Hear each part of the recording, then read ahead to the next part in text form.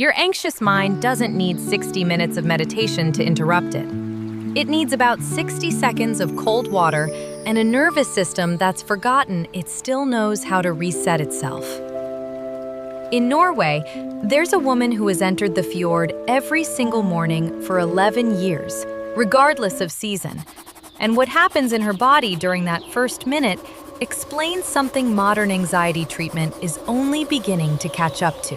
Her name is Kari, and she's in her early 50s, a nurse who started the habit almost by accident, on a difficult morning when nothing else had worked, and never stopped. Watching her walk into water cold enough to make most people gasp before they've even submerged, you'd expect panic, maybe a controlled kind of suffering. What you actually see is closer to the opposite. A woman whose face, tense for the first few seconds, visibly softens as she stands there, shoulders dropping, breath slowing, something in her posture settling in a way 30 minutes of sitting quietly rarely produces this fast. Before we go further, I want to say something clearly, because it will change how you hear everything that follows. If your anxious mind resists slow, gentle interventions, if meditation apps and calming music have never quite reached whatever's actually driving the racing thoughts, that's not a personal failure to relax properly. Some nervous systems, particularly ones stuck in a high, buzzing kind of anxiety, don't respond well to gentle. They need something with enough physical intensity to actually interrupt the pattern, and cold water happens to be one of the most accessible tools capable of doing exactly that.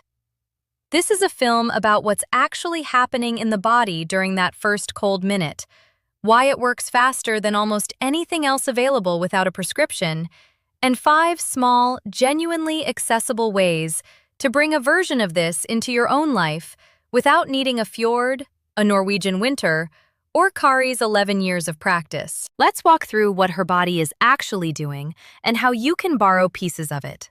The first thing worth understanding is what cold water does to the vagus nerve, the long nerve running from your brainstem down through your chest and abdomen that serves as the primary communication line between your brain and your parasympathetic nervous system, the system responsible for calming you back down after stress. Sudden cold exposure to the face and upper body triggers something called the mammalian dive reflex, an ancient automatic response that immediately slows the heart rate and shifts the body toward a calmer physiological state, a reflex so old it's shared across nearly all mammals and doesn't require any conscious effort to activate. Kari describes the first 10 seconds as the hardest part, a jolt of alertness bordering on alarm. What happens next is the part most people don't expect. Rather than staying in that alarmed state, the body transitions, often within 30 to 60 seconds, into something noticeably calmer, as the dive reflex and the parasympathetic response it triggers begin to dominate the initial stress signal. The panic, if it comes at all, is front-loaded and brief. The calm that follows tends to last considerably longer than the discomfort that preceded it. The shift here doesn't require open water. It requires a cold shower, 30 seconds at the end of your normal routine, focused specifically on the face and chest where the dive reflex is most strongly triggered. Start with whatever feels tolerable, even 10 seconds, and let the duration grow naturally rather than forcing an immediate plunge into full cold. The second thing concerns cortisol and norepinephrine. The stress hormones most people assume cold exposure would simply spike further, adding stress to an already stressed system. The actual research tells a more specific story.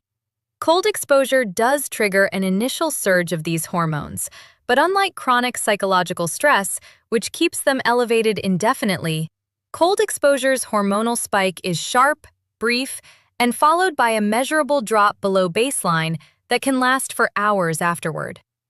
Several studies on cold water immersion have documented mood improvements and reduced anxiety symptoms lasting well beyond the exposure itself, an effect researchers attribute partly to this post-exposure hormonal rebound. Kari describes this as the reason her mornings changed, not the minute in the water itself, but the hours afterward, a kind of settled clarity she didn't have access to before the habit began.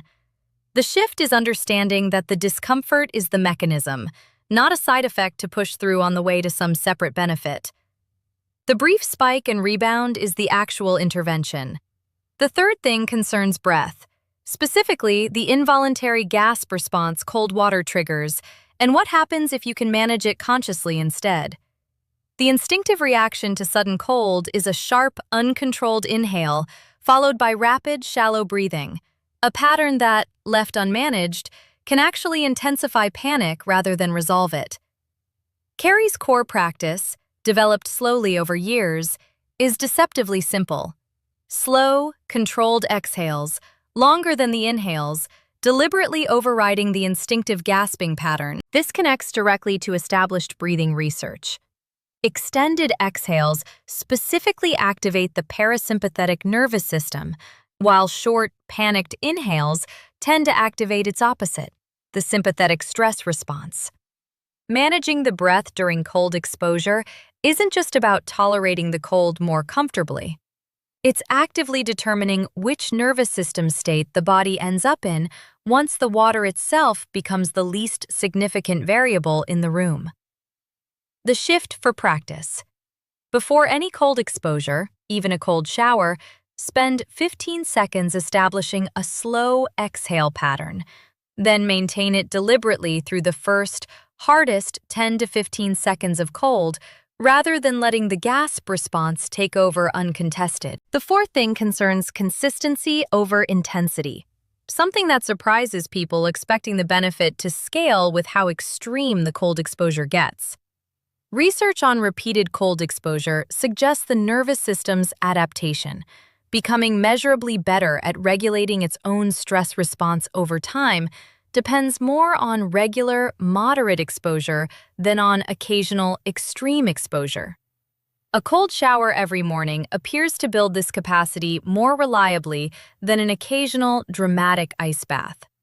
Kari's fjord water, notably, isn't the most extreme cold exposure available. It's simply consistent, the same time, nearly every day, for over a decade.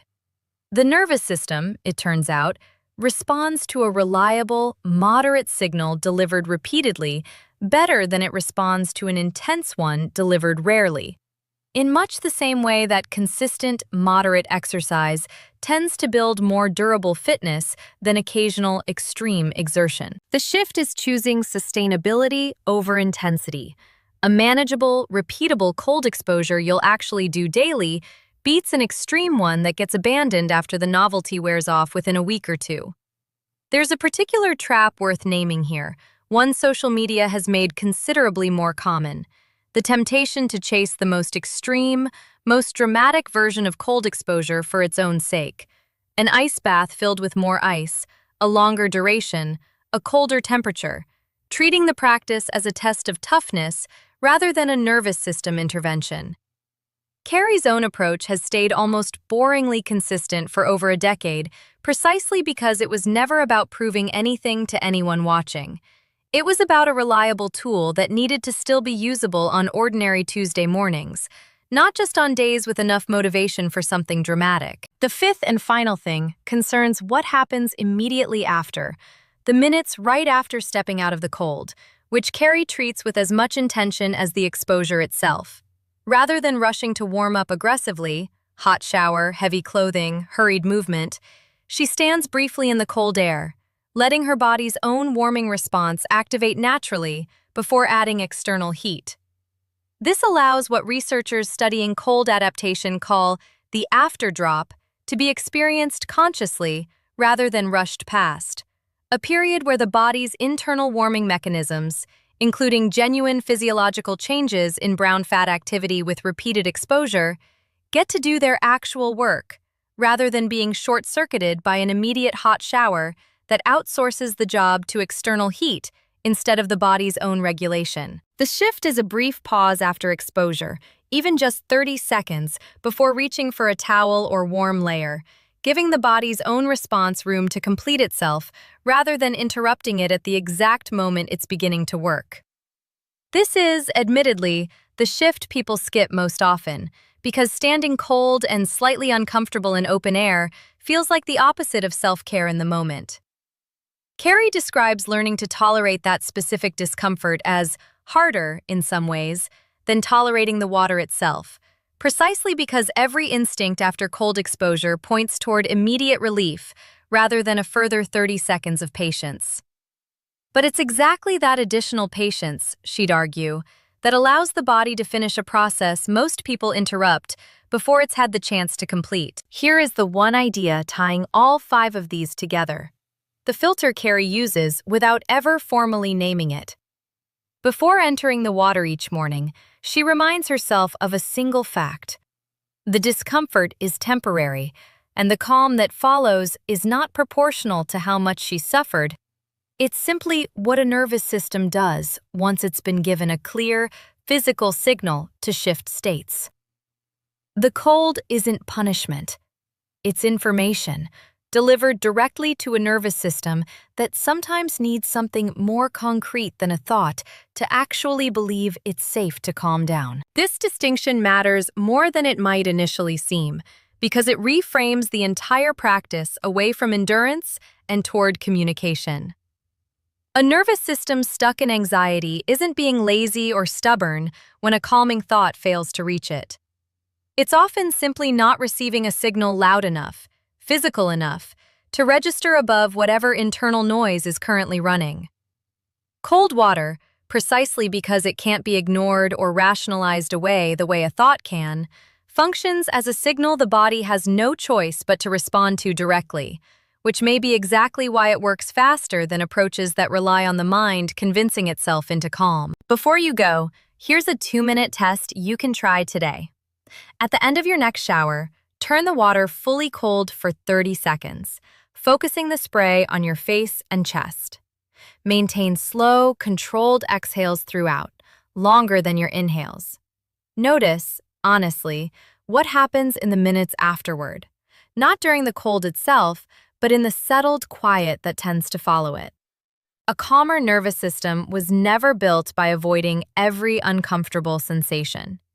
It was built the way Kari built hers, one deliberately chosen discomfort at a time, trusting that the body knows exactly how to recover if you simply give it a clear enough signal to start. It's worth adding a brief practical note before we close, since this is one of the few practices in this series with a genuine safety dimension worth naming plainly. Cold exposure isn't appropriate for everyone, particularly people with certain cardiovascular conditions, and starting gradually, with cold showers rather than immediate open water immersion, is both the safer and the more sustainable path, regardless of your starting point. Kari herself spent months on cold showers alone before ever considering the fjord, a detail that tends to surprise people who assume her 11-year practice began the way it looks now. If this shifted how you think about your own anxious mornings, share it with someone who might need the reminder that sometimes the fastest way to calm isn't through gentleness at all. Have you tried cold exposure before? Tell us how it went in the comments. I'll see you in the next one.